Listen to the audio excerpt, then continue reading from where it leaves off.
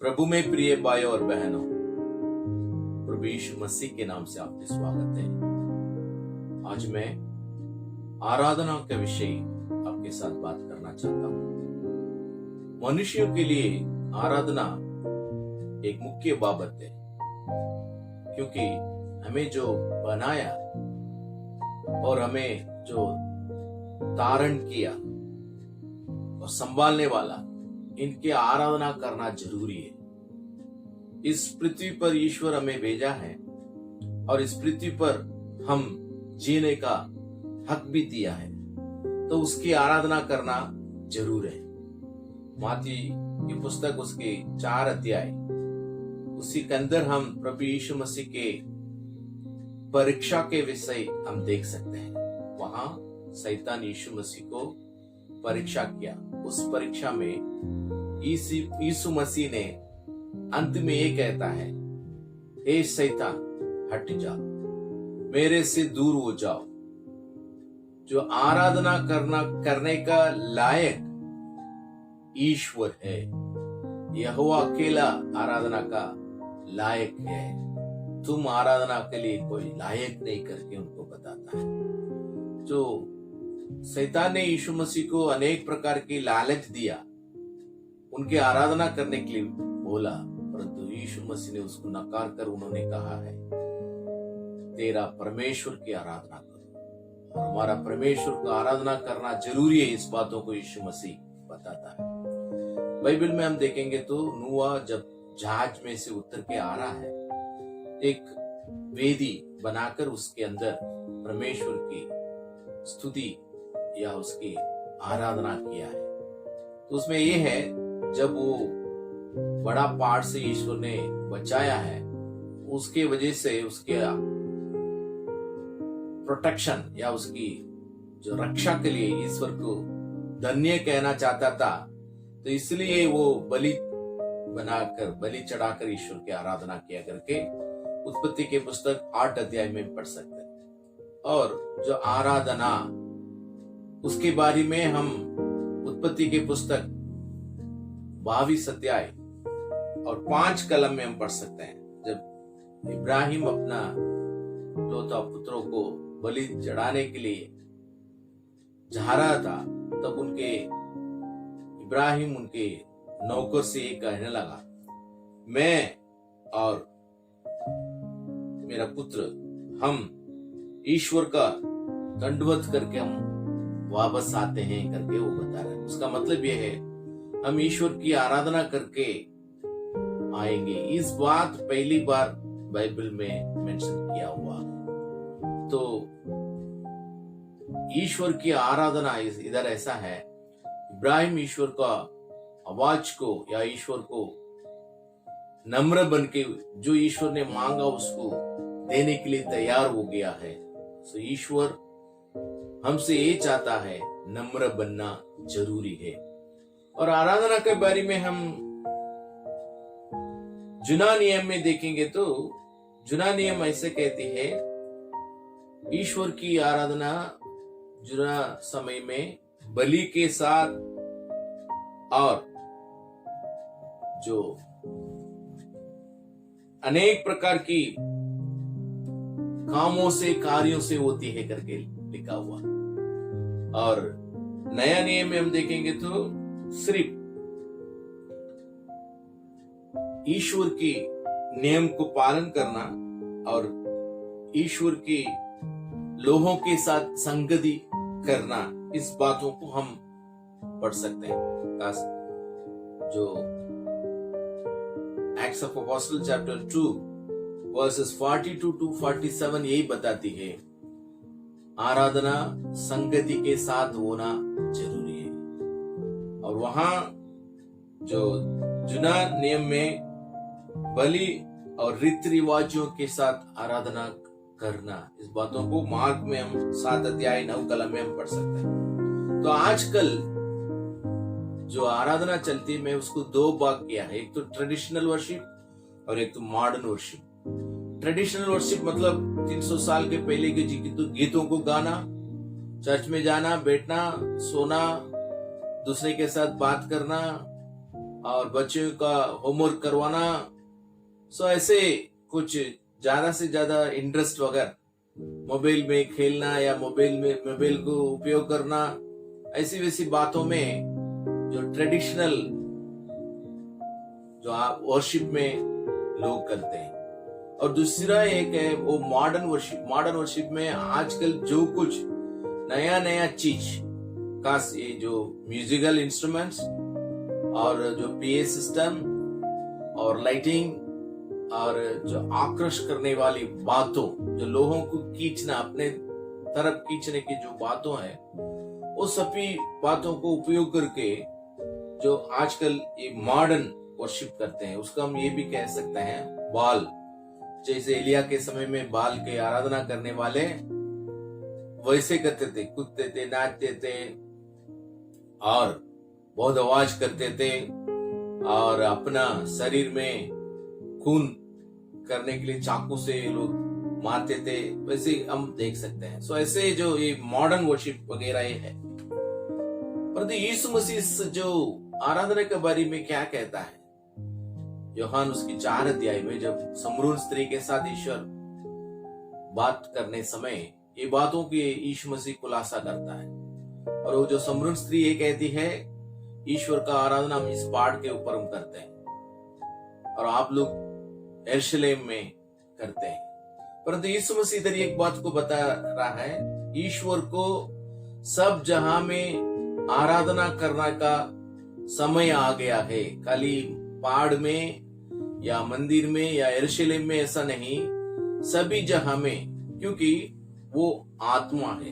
तो आत्मा का परमेश्वर को हम सब जगह से कभी भी हम उसका आराधना कर सकते हैं। इस बातों को यीशु मसीह ने कह रहा है, एक जगह में नहीं परंतु सब जगह में उसकी आराधना हम कर सकते हैं। और दूसरी बात यीशु मसीह ये कहता है, ईश्वर की आराधना हम कैसा करना है, सच्चाई और आत्मा के साथ करना जरूरी है। आजकल की आराधना मैंने जैसा बोला है, उसमें ज्यादा से ज्यादा जो इमोशनल और नॉलेज प्राप्त होती है। इमोशनल मतलब चर्च में कभी भी लोग बहुत चिल्लाते हैं और बहुत जो उनकी चेहरा को अलग प्रकार को दिखाते हैं और दूसरे लोग उनके ऊपर जो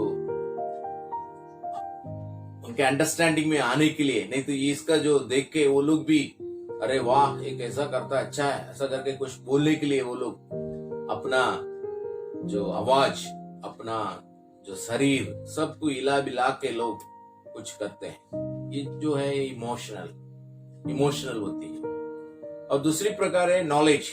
आज के टेक्निकल जितने आदि वो सबको अंदर लेके आके लोगों को अपने पास खींचने के लिए बहुत प्रयत्न करते हैं। कुछ लोग ये कहते हैं जो जवान लड़के लोग चले जाएंगे, लड़के लोग चले जाएंगे, तो उनको हमारा पास खींचना हो तो हमारा सिस्टम जो मॉडर्न सिस्टम होना चाहिए, म्यूजिक अच्छा होना चाहिए और जो आवाज अच्छा होना चाहिए, वायर अच्छा होना चाहिए, सब कुछ अच्छा होना चाहिए। तो लोगों को ईश्वर तरफ ले जाने के बदले अपनी तरफ को रखने के लिए वो लोग कोशिश करते हैं। और तीसरी जो यीशु मसीह कहता है, नॉलेज और इमोशनल, इन दोनों से नहीं परंतु ईश्वर का भाई या नम्र बन के उनकी आराधना करना चाहिए, ऐसा करके यीशु मसीह कहता है। तो हमने जैसा बोला है माती उसकी 4 अध्याय 3 से 10 कलम में, यीशु मसीह को शैतान ने 3 प्रकार की परीक्षा करता है। एक तो इस पत्थर को रोटी बना और तुम ऊपर से नीचे कूदो, स्वर्ग के दूत आके तुम्हें बचाएगा। और तीसरी बात यह है, तू मुझे नमन करो या प्रणाम करो, मैं तुमको इस पूरा संपत्ति दूंगा। तो 3 प्रकार की जो परीक्षा यीशु के पास ले आता है, यीशु मसीह ने उनको बहुत अच्छा उत्तर दिया, ये है, हे शैतान मेरे से दूर हो जाओ। मतलब नो, मैं यहोवा की आराधना करूंगा, पिता की आराधना करूंगा। इस बातों को यीशु मसीह एकदम क्लियर बताता है। इधर यीशु मसीह जो नॉलेज और इमोशन इन दोनों को जगह नहीं दिया, परंतु ईश्वर पिता के ओर हम सबको लेके जाता है। नॉलेज और इमोशन ईश्वर से हमको दूर करके शैतान के पीछे हम जाने के लिए अनेक समय खींच के लेके जाती है। शैतान हमारा जो आराधना को पलट कर देता है, तो इसलिए हम सावधान रहना जरूरी है। और आराधना में क्या होना चाहिए, जो अय्यूब कहता है, जो उनकी जीवन में सब कुछ हो गया, कुछ भी नहीं हो, और वो सब कुछ उनके हाथ से निकल गया, अब एकदम जीरो लेवल में आ गया, तब ईश्वर को वो कुछ गलत शब्द उपयोग नहीं किया, परंतु उन्होंने एक बात किया है। अय्यूब की पुस्तक उसकी 1 अध्याय 21 कलम में ऐसा लिखा हुआ है, ईश्वर ने दिया, ईश्वर ने ले लिया। मेरे जीवन में कुछ खोने के लिए कुछ भी नहीं है, क्योंकि भजन संगीता 24:1, भजन संगीता 24:1 ये कहता है, पृथ्वी और पृथ्वी के प्रजा सब ईश्वर का है। तो अय्यूब जानता था मेरा खोने का कुछ नहीं, सब कुछ ईश्वर का है।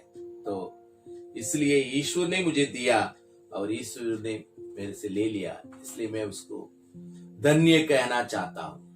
और दूसरा अध्याय में ये कहता है, जब उसका पूरा शरीर मतलब खराब हो गया और बहुत खुजलियां होती है, तो वो बहुत दुख उठा रहा है। उसका पत्नी उसको देख के बोल रहा है, तू तेरा ईश्वर को निंदा कर और तेरा जीवन छोड़ दो। तब अय्यूब ने ऐसा कहा है, ये जो दुनियादारी लोगों कहते हैं वैसा मत बोलो, लेने समय खुशी और निकल गया तो दुख, ये बात नहीं।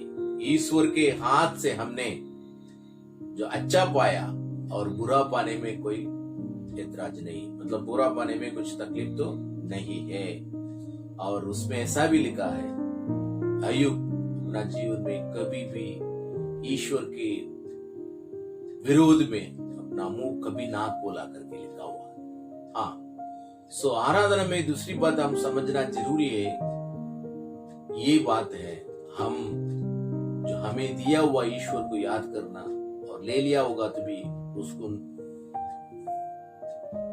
आराधना करना, भक्ति करना, धन्यवाद करना हमारा जरूरी है।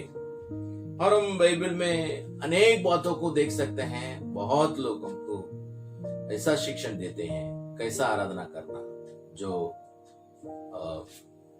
पौलुस ये कहता है गलाती उसका 2:20 कलम में, अभी जो जी रहा हूं मैं क्रिस्त के लिए जी रहा हूं, यीशु के लिए मैं जी रहा हूं।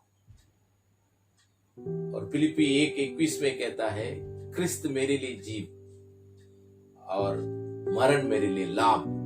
मतलब यह है, मैं जो जी रहा हूं क्रिस्त के लिए, यीशु के लिए जी रहा हूं, उनकी महिमा के लिए जी रहा हूं। मैं तो मर चुका, मेरा शरीर मर चुका है, जैसे वो रोमी 12:1 में कहता है, मैं मेरा जीवन को जीवित बलिदान दे दिया है। तो आराधना में वेरी इंपॉर्टेंट, हम हमारा जीवन को जीवित बलिदान देना जरूरी है। कैसा जो झूठा आराधना होती है, यीशु मसीह खुद कह रहा है, मार्क उसकी 7 अध्याय और 6 और 7 में, लोग जब मेरा आराधना करते हैं उनके मुंह में से या उनके वोटों से मुझे स्तुति करते हैं, परंतु उसके हृदय मेरे से बहुत दूर है।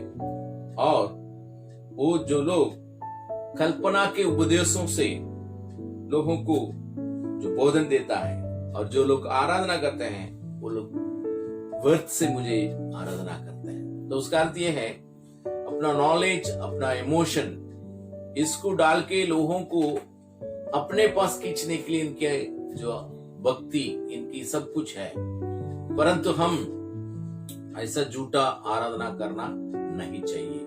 और एजेकियल की पुस्तक 23:33-31, मतलब एजेकियल चैप्टर 33:31 में भी यही कहता है, लोग जब मेरे पास आते हैं तो, और वो लोग सब लोग हमेशा आ जाते हैं और आके मेरा लोग जैसा, प्रजा जैसे वो लोग आके बैठते हैं और वचन सुनते हैं, परंतु वो जो लोग उस वचन के अनुसार चलते ही नहीं, और उनकी जो जीभों से वो लोग बहुत मिट्टी मिट्टी बातों कहता है, परंतु उनके हृदय जो इस दुनियादारी जीवन में या इस दुनिया की बातों में बहुत लज्जित हुआ है, मतलब उनके ऊपर बहुत उनका इच्छा और आशा है। तो ये जो बात हो भी जो अच्छा आराधना नहीं है, ये झूठा आराधना है। तो कैसे हम आराधना ईश्वर का अच्छा कर सकते हैं? रेवलेशन चैप्टर 22 वर्स 8 और 9 में ऐसा लिखा हुआ है, जब यूहन्ना ने देखा है, जो यूहन्ना को सब कुछ जो दिखाया और समझाया और सब कुछ किया, उस स्वर्गदूतों को देख के वो उसकी पैर में पड़ गया। तो वो उन्होंने उठा के एक कहने लगा, जैसे तू है वैसे मैं भी प्रभु के दास हूं। मैं ईश्वर का आराधना, मेरा आराधना नहीं होती है, परंतु हम सब मिलके ईश्वर की आराधना करना जरूरी है करके बताते हैं। आजकल लोग ईश्वर को भूल जाते हैं, परंतु प्रार्थना चलाने वाले, गीतों चलाने वाले या लाइट और डांस ऐसी बातों में अपना मन लगा के ईश्वर को वो लोग भूल जाते हैं। परंतु ईश्वर कहता है महिमा मेरा होना चाहिए और स्तुति मेरा होना चाहिए, मनुष्यों के नहीं। स्वर्गदूत खुद कह रहा है मेरा नहीं। स्वर्गदूत को इतना होगा तो मनुष्य को क्या? हम ईश्वर की महिमा के लिए और ईश्वर की आराधना करना जरूरी है। उनके द्वारा वो महिमावन होगा और हम उनकी धन्यवाद के साथ उनकी स्तुति और आराधना भी कर सकते हैं। हम ऐसे करेंगे, जरूर परमेश्वर हमारे जीवन में बहुत बड़ा काम करेगा। परमेश्वर हम सबको आशीर्वाद दे। आमीन।